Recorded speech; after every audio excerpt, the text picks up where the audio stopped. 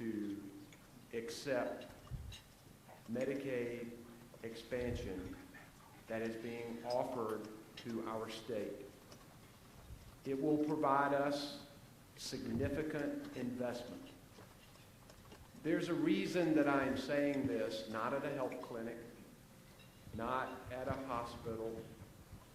I am saying this at an economic forum and an economic outlook forum because of the jobs that it's going to bring, because it is fiscally responsible, and because, as governor, when I'm looking at preparing a budget and when I am looking at the availability of funds for our state, for the health of our population, for our economy, you simply can't turn it down. Now, some of you may say, well, I don't like government programs, so I'm skeptical of what you're saying. Number one, you're already paying for it. North Carolina is paying federal taxes that is going to other states.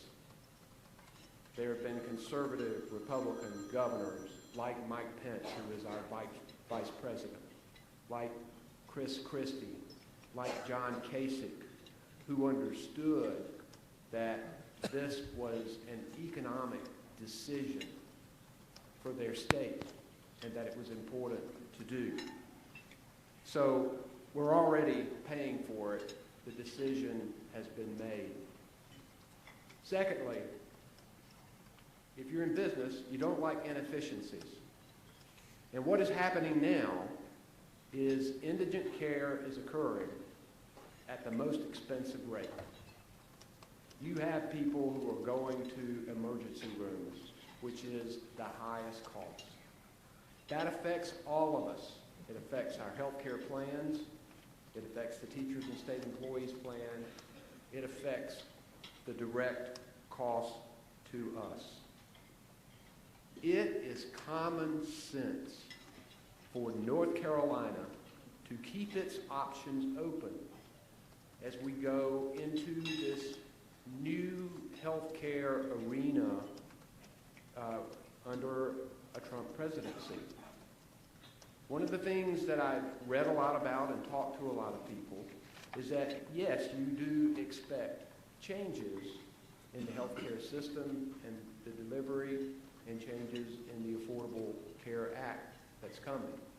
But Medicaid is one of the programs that is most likely to be preserved.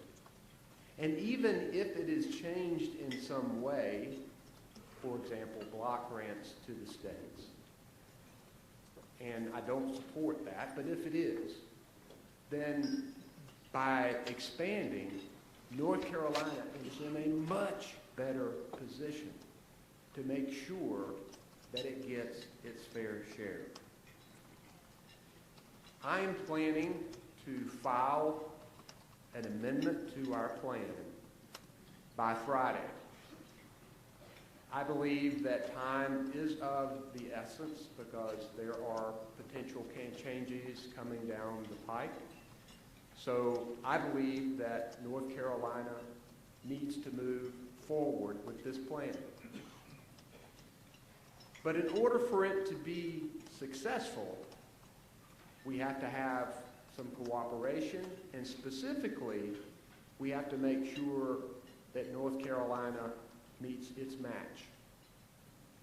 Now, 95% of the money is going to be provided to our state. It's going to be a direct infusion here into North Carolina. We got to come up with 5%. That's either got to come from the state taxpayers, or there's another way for it to come, our North Carolina hospitals. Our hospitals will be by far the largest beneficiaries. Of course, their patients will, and the jobs that's created and the businesses and all of that will get the benefit altogether, but directly the hospitals will get by far the largest benefit from this expansion.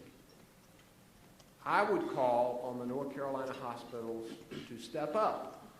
And I've already had discussions with a number of CEOs this week, talked to a number of them. I would ask them to step up and be willing to place upon themselves mandatory assessment in order to provide the 5% so that we are there. I would encourage this group to encourage the hospitals to do this.